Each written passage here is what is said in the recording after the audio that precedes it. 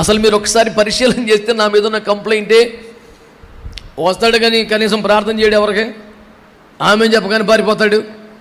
అసలు నా మీద ఉన్న మేజర్ కంప్లైంట్ అది కదా. సేవకుడు ఉన్నవాడు నుంచి నలుగురికి ప్రార్థన చేయడా, కనీసం తుర్రుమని పారిపోతాడు, అదేనా? కనీసం భోజనం చేయడు, వద్దు వద్దు వద్దంటాడు. ఎంతో సరదా పడి వండాం కదా. ఇప్పుడు ఈ ఎదురుగోరను ఉండే సేవకులందరూ నేను రాగానే నన్ను చెవిలో నాకు ఉదే మాటలు అయ్యే అన్నాను, ఫీల్ అవుతాడు అన్న, ఏదో ఒకటి తిను, హోటల్ భాగం ఓన్లీ కొంచెం అన్న తిను, అది మనం చాలా బాధపడిపడ్డాం, అలాగే వెళ్ళిపోక. అసలు నా కంప్లైంట్ అది కదండి. అసలు నేను తిండి తగ్గించడానికి కారణం ప్రధానంగా 2 కారణాలు ఉన్నాయి. ఒకటి, నాకు 28 సంవత్సరాలకే డయాబెటీస్ వచ్చింది, తిండి తగ్గించాలా, నెంబర్ 1.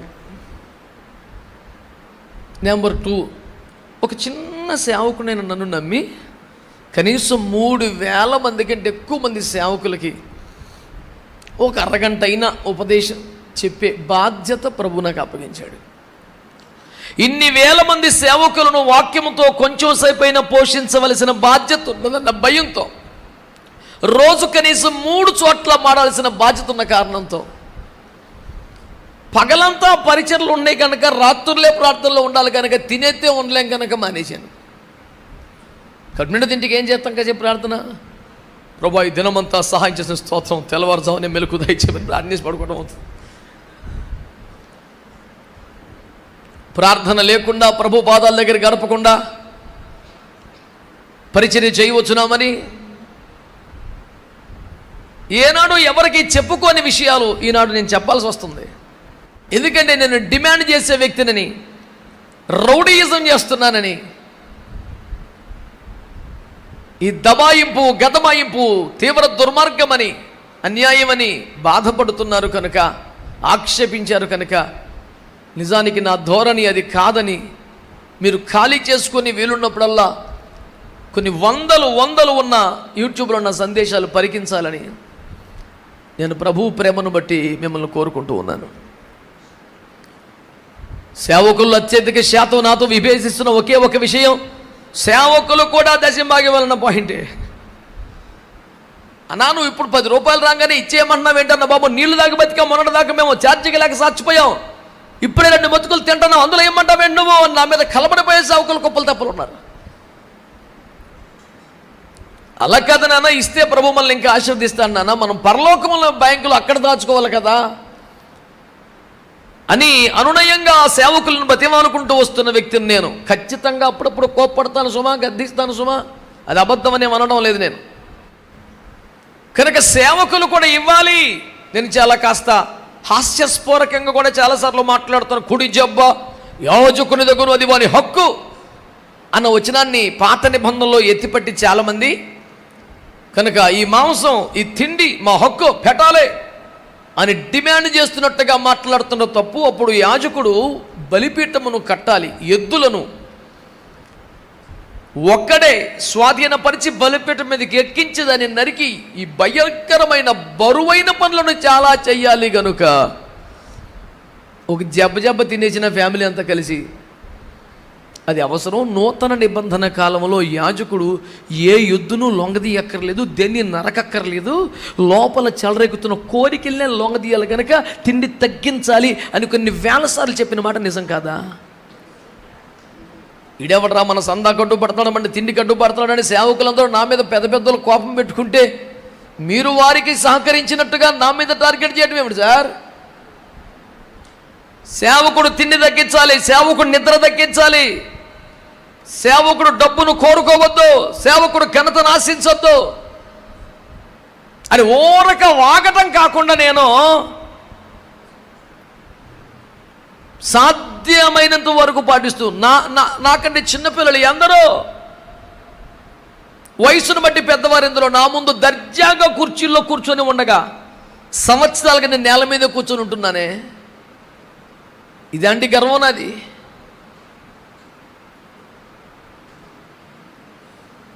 ఎప్పుడైనా ఎక్కడైనా పొరపాటు నా పేరు ముందు రెవరెండ్ అనే పదం చూసారా అండి?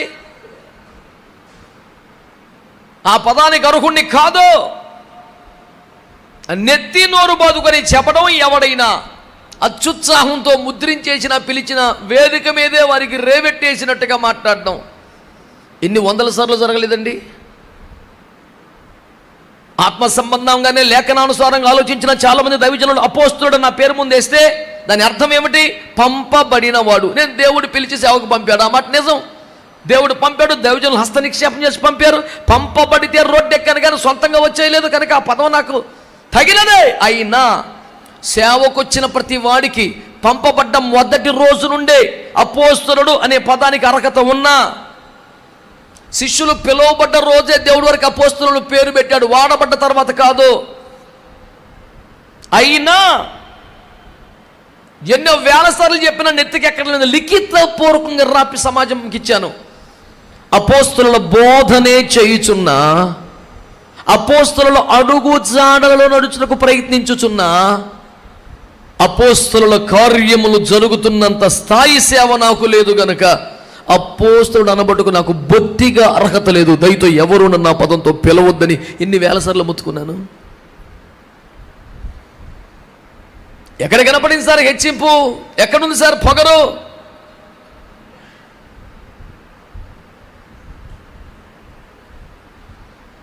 ఇన్నేండ్లుగా 28 సంవత్సరాలుగా క్రైస్తవ సమాజంలో చిన్ననాటి దేవుని సేవలో తిరుగుతున్నానే, ఎప్పుడైనా ఎక్కడైనా ఎవరైనా ప్రసంగానికి పిలువబడితే నాకు ఇంత డబ్బులు కావాలని అడిగానా? కనీసం ఫలాని ఆహారం కావాలని అడిగానా? మీరు కాస్త ఎంక్వైరీ చేస్తే కానుక తీసుకుని అడిగాడు అనే మాట దొరకదో కానీ కానుక తీసుకోకుండా వెళ్ళిపోయాడనే కంప్లైంట్ ఎక్కువ వస్తుంది మీకు.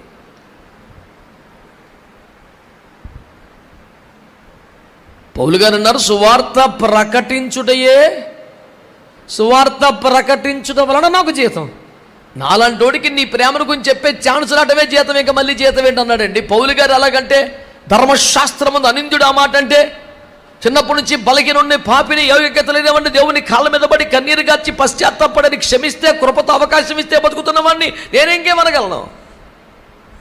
ఛాన్స్ దొరకటమే భాగ్యం కదా వాక్యం చెప్పడానికి, మళ్ళీ దానికో జీతమా నాకు?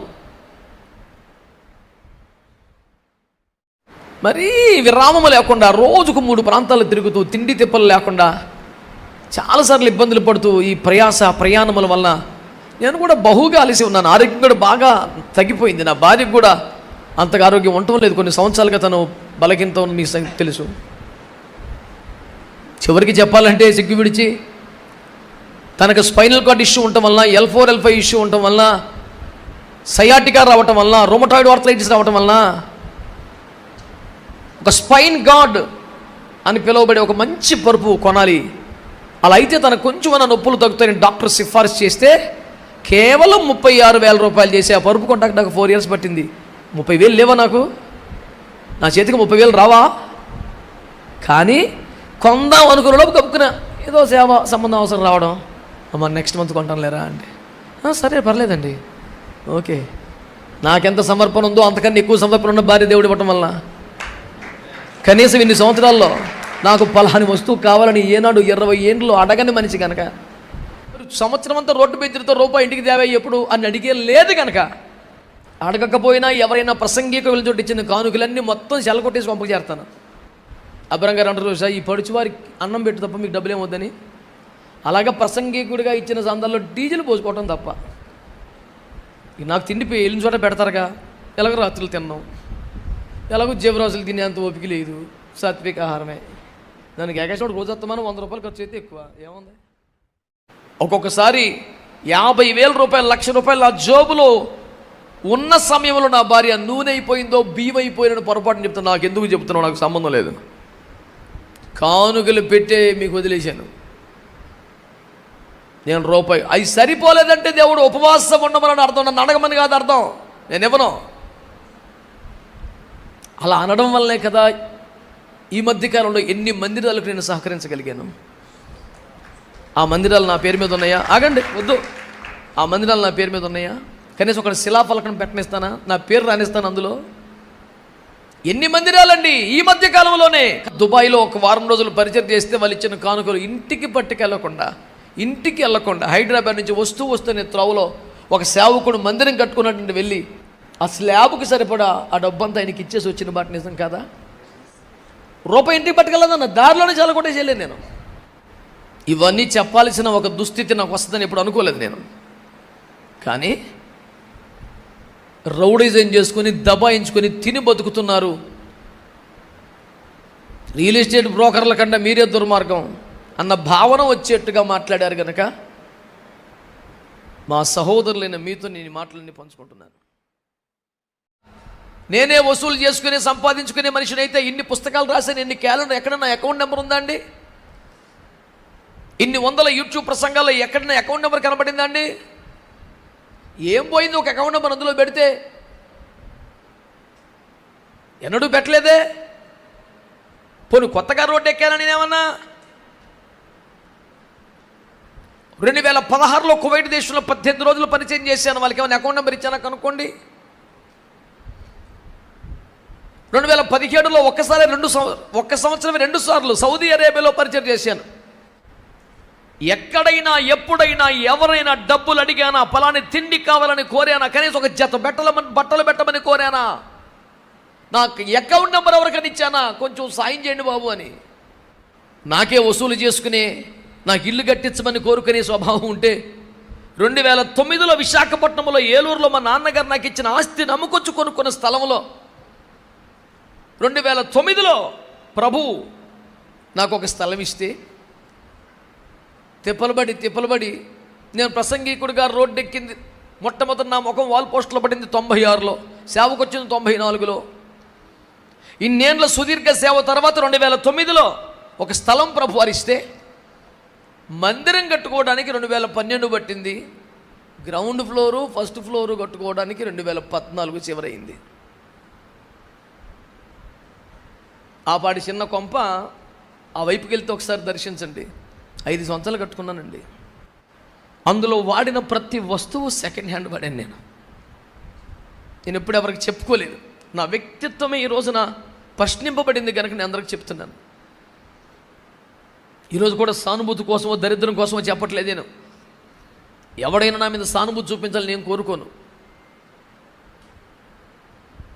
భూమి మీద ఎవడో వాడడో ఆటో దగ్గరికి వెళ్ళి పడగొట్టిన బిల్డింగ్స్ స్లాబులు విరగొట్టి అందులోంచి ఊసలన్నీ బయట తీస్తారు కదా, ఆ ఐరన్ తెచ్చి నా స్లాబ్ వేసుకున్నాను నా ఇంటికి. నేను సామర్ల కోట వచ్చి రిజెక్టెడ్ టైల్స్ పక్కన పెట్టి అన్ని సెకండ్ హ్యాండ్ టైల్స్ కొనుక్కొని నా ఇంటికి వేసుకున్నాను. తలుపులు గుమ్మాలు కిటికీలతో సహా విజయవాడ వెళ్ళి ఒక పడగొట్టిన ఇంటికి తెచ్చుకొని ఏనాడో 30 సంవత్సరాలు నా ఇంటికి పెట్టుకున్నాను. ఒక్క మాట, ఎవరినైనా ఇల్లు కట్టుకున్నాను సహాయం చేయమంటే ఒక తలుపు ఎవడెవడా నాకు? ఒకవేళ ఇల్లు కట్టుకుంటున్నాం ప్రార్థన చేయమని ప్రార్థన రిక్వెస్ట్గా పెడితే కూడా కొద్దో గొప్ప ఆశించినట్టు ఉంటుందని అంతవరకు 2006 నుంచి 2012 వరకు సీరియస్గా నడిచిన మాసపత్రికను ఆపేశాను నేను. చెప్పాల్సి వస్తుంది ఇల్లు కడుతున్నామని. 2014 ఇల్లు పూర్తయ్యాక సురేష్ అయ్య గారి చేత మా బావగారి చేత ఇల్లును ప్రతిష్ఠించే సమయంలో అప్పుడు చిన్న ఇల్లు కట్టుకున్నాం రండి అని అందరికీ సమాచారం చెప్పాను. అదేంటన్నా ఇంత భారం పెట్టుకుని ఒక మాట చెప్పలేదు కనీసం అన్నవారు చాలామంది ప్రియులు. 3 లక్షల చీటీ వేసి 5 లక్షలు టీచర్ పడుకొని మొన్నటి దాకా తీర్చుకున్నానే. ఎప్పుడైనా ఎక్కడైనా ఎవరికైనా భారం ఉన్నా నాకు ఇల్లు కట్టించమని కోరానా? నా అవసరాలు తీర్చమని కోరుకున్నానా? కనీసం మొన్నటి దాకా నేను వాడుతున్న ప్రతి కారు సెకండ్ హ్యాండ్, ఒక కొత్త కారు కొనుక్కోలేదు నేను. ఈఎంఐలు కట్టాల్సి వస్తుంది, మనకు నికరమైన ఆదాయం లేదు, మనం కానుకలు అడిగే వాళ్ళం కాదు, 10 రూపాయలు వచ్చే సోర్స్ మనకు లేదనే కదా. ఇంత నిస్సిగ్గుగా బట్టలు ఇప్పిన స్థితి ఎప్పుడు ఎవరికి చెప్పుకోలేదు నేను.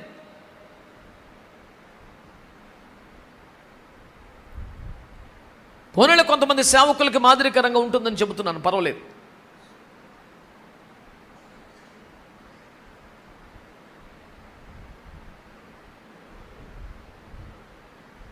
ఆ పాత కార్లతో నేను పడుతున్న బాధలు చూడలేక ఒక సహోదరుడు తను ఎస్సీ కార్పొరేషన్ లోన్ పెట్టుకొని కారు కొనుక్కొని, అని నువ్వు ఈఎంఐ కట్టుకోగలిగితే దీంట్లో తిరుగు, నీకు పని లేకపోతే నాకు ఇచ్చే నీ కిరాయిలు తిప్పుకొని ఈఎంఐ కట్టుకుంటాను, పని ఉన్నప్పుడు తీసుకెళ్ళిపో, నువ్వు తీసుకెళ్ళిపోతే మటుకు ఈఎంఐ కొట్టుకోవాలన్నాడు. సర్లేనా,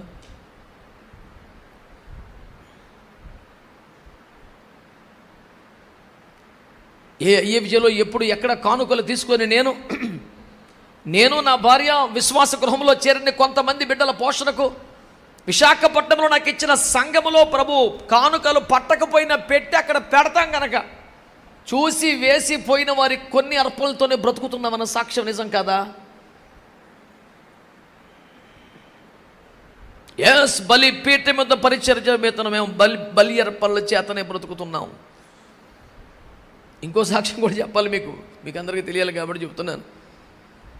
80% సభలకు ఇప్పటికి నేను మానేసిన ఐఎఫ్జేలో ప్రారంభం నుండి నాతో భుజం కాసి ప్రయాసపడుతున్న కొద్దిమంది సేవకులు అన్నా మళ్ళీ కొత్తగా ఇంకెవరిని పిలుచుకుంటాం, సంఘానికి అందరికీ మీరు అలవాటు అయిపోయారు కదా, మీరే రండి అంటే 10వ వరకు చిన్న మీటింగ్లకి వెళ్తున్నాం. అలా ప్రసంగికుడిగా వెళుతున్నప్పుడు వాళ్ళు కానుక ఇస్తారు, నేను తీసుకుంటాను. అలా తీసుకున్నటువంటి డబ్బులే ఈ రోజు వరకు నా ఇంటి దాకా వెళ్ళలేదు, వాటి ముఖం భారీ చూడలేదు. మీలో చాలామందికి ఆ విషయం తెలుసు. ఇవి ఆయా రూపములుగా దేవుడు మనకిస్తున్న డబ్బు, సంఘములో వస్తున్న దాంతోనే తిని బతకమన్నాడు, చాలు మనకి. చివరికి క్రిస్మస్ పండుగ వస్తూ కూడా విశాఖపట్నంలో మా 3 సంఘాలను అడిగి చూడండి, క్రిస్మస్ కానుకలు లేవు, కవర్లు లేవు. కానీ క్రిస్మస్లో ఒక్కొక్కరు 5 కేజీలు 6 కేజీలు 10 కేజీలు వాడికి ఉన్న సామర్థ్యాన్ని బట్టి బిర్యానీ వండాలా, ప్యాకెట్లు చేయాలా, చర్చికి రావాలా, ఆమేన్ అనగానే వీధుల్లో బడి పేదవారికి పంచుకుంటే క్రిస్మస్ రోజున మా సంఘంలో ఎవరు కడుపు నిండా తింటాక అవకాశం లేదు. ఈ బిర్యానీ పొట్లలన్నీ పేవ్మెంట్ల మీద ఫుట్పాత్ల మీద పంచుకుంటా ఇంటికి వెళ్ళేప్పటి సాయంత్రం 5, 6 అవుతుంది. అప్పుడు ఏదోటి తింటారు. క్రిస్మస్ పేరు మీద ఆకలితో సావటమే. ఇదే రాజమండ్రిలో చందన కంచి శారీస్లో గుమస్తాలు కాదు, ఓనర్ గారు లేచినప్పుడు ఒకసారి నమస్కారం పెట్టారు. ఎందుకంటే ప్రతి డిసెంబర్లో క్రిస్మస్లో పాస్ట్ గారు డిసెంబర్లో పేదలకు విధవరాలకు వితంతువులకు చీరలు పంచి పెడతాం. క్రిస్మస్ దేవుడు తన సొంత కొడుకుని చేశాడు, మనం ఏదోటి ఇద్దాం, మనం తినేతే క్రిస్మస్ ఏంటి, ఇత్తే క్రిస్మస్ కానీ అన్న భావనతో వెళితే ఒక 50 చీరలు ఇవ్వండి బాబు అని అడిగితే 50 చీరలు అనేసరికి ఇంట్లో కాదని అర్థమైపోయి అమాయకమైన చీరలు తెచ్చారు. ఇదేంటి అని అడిగాను. పెట్టుబడి చీరలు అంటే ఇయ్య, మరి ఇంట్లో కావాలంటే చెప్పండి వేరే ఇస్తా అన్నాడు. పెట్టుబడి చీరల పేరు మీద సవక బారి తల్లులుగా భావించే వితంతుకు నేను ఇవ్వను. మా ఇంట్లో వాళ్ళకి ఇచ్చిన చీరలు ఏమని దెబ్బలు అడితే ఆయన లేచిన ఇదేంటి సార్ మరీ టూ మచ్ ఇది, కావాలంటే ప్రకాష్ని ఒకసారి ఎంక్వైరీ చేయమనండి, ఆ బతుకు భాగవతం తెలుసు ఆ షాపులో. ఇంతవరకు రాజమండ్రి ఇంకో కొట్టుకాడికి వెళ్ళలేదు నేను. మనకి బేరాలు ఆడతాం 100 సార్లు బతినాడితే అన్నీ వచ్చి సర్లే కానీ నేనన్న మోసపోవాలి వాళ్ళని జాలిపడి చేయాలి కానీ 10 సార్లకి బేర వాళ్ళేమని. అప్పుడు విజయబాబు అన్న చాలా రేట్లు ఎక్కువ ఉన్న బాబు, నువ్వు పతాక అక్కడ కొనేతనం, తాడి తోటకి వెళ్ళిపోదాం అన్నాడు. ఓన్లేండి మనం ప్రభు పేరు మీద పంచుతున్నాం, ప్రభు పేరు మీద 10 రూపాయలు లాభం వస్తే దేవుని స్తోత్రం. పోలే సేవకులు కూడా తినేయకూడదు, ఇవ్వాలి అన్న కోపంతో గద్దించాను తప్ప నాకిచ్చేమని కాదండి బాబు, నెత్తి తీసుకునే రకం కాదండి బాబు. ఆదివారం 3 సంఘాల్లో పట్టకపోయినా డబ్బాలో వేసిన డబ్బులతో బతుకుతున్న మనిషిని నేను. యెరూషలేము 2-3 సార్లు వెళ్ళానండి.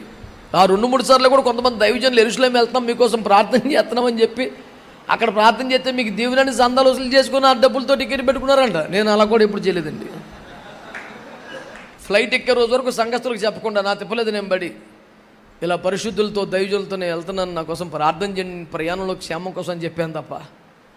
మొట్టమొదటిసారి 2012లో యెరూషలేము వెళ్ళినప్పుడు సురేష్ అయ్య గారు ఇది తప్పకుండా రావాలి పాస్టర్ గారు అంటే, పాస్టర్ గారు నా దగ్గర డబ్బులు లేవు, ఇప్పుడు అప్పులు చేసుకొని రావాల్సిన అవసరం ఏముంది, ఎప్పుడన్నా డబ్బులు ఉన్నప్పుడు వస్తానులే అంటే ప్రార్థన చేయండి. నేనైతే గట్టిగా రమ్మని చెప్తున్నాను, మీ ఇష్టం. నేను అనబట్టి దైవజనుడి మాటను తృణీకరించినట్టు ధిక్కరించవద్దాం, నానా సావులు చేసి వెళ్ళాను. 2వ ట్రిప్ వెళ్ళేపట్టు కొంచెం పరిస్థితి బాగానే ఉంది, ప్రశాంతంగా దర్జాకి వెళ్ళాను. ఎక్కడికి వెళ్ళినా మనకి షాపింగ్ తెప్పులు ఉన్నది కాబట్టి పెద్ద ఖర్చు ఉండదు, టికెట్ ఉంటే సరే. మన దుబాయ్లో ఆఖరి రోజు మీటింగ్ ఎట్లేదు వాళ్ళు ఏంటంటే వాళ్ళు లాస్ట్ రోజు ఏదైనా షాపింగ్, నేనే షాపింగ్ చేసుకుంటాను. పొద్దున్న టిఫిన్ చేసి పడుకున్నాను, మధ్యాహ్నం భోజనం చేసి పడుకున్నాను, సాయంత్రం ఫ్లైట్ టైం బయలుదేరి వచ్చాను. ఇంతకాలానికి ఒక పగల రెస్ట్ దొరికిందిరా బాబు, నేను పడుకునే ఉన్నాయిగా. మరి ఏ దేశం వెళ్ళి ఈ కొట్టే కదా ఇంక వేసుకునేది ఏముంది. ఇంకా ఎందుకు ఇవన్నీ మీకు చెప్తున్నానంటే నా తత్వం అది కాదు సార్. అసలు డబ్బులు ఏంటి ఇదండి, నేను సరదాగా కాస్త హాస్యచిత్రంగా మాట్లాడుతూ కూడా మేము ఎలాగో సందాలు అడగం, డబ్బులు అడగం, కనీసం వాటర్ బాటిల్ కూడా అడగం. మేము అడిగైతే స్తోత్రం చెప్పమని కదా, అది కూడా చెప్పలేంటండి బాబు అని కూడా అంటుంటాను అక్కడక్కడ. అన్నా మనం అడిగేదా స్తోత్రం ఒకటి, ఇంకేమీ లేదుగా. వాళ్ళు పెద్దగా స్తోత్రం చెప్పని సంఘం అని తెలిసినా కూడా సిగ్గుపడకుండా ఒక స్తోత్రాలు చెప్పడం బాబు అని అడుగుతాను. మాకు సెలైన్ పెట్టిన దానికంటే టానిక్ ఇచ్చిన దానికంటే స్తోత్రం చెప్తే ఎక్కువ బలం వస్తుంది. మీరు చెప్పేయండి బాబు అంటుంటాం ఎక్కడికి వెళ్ళినా.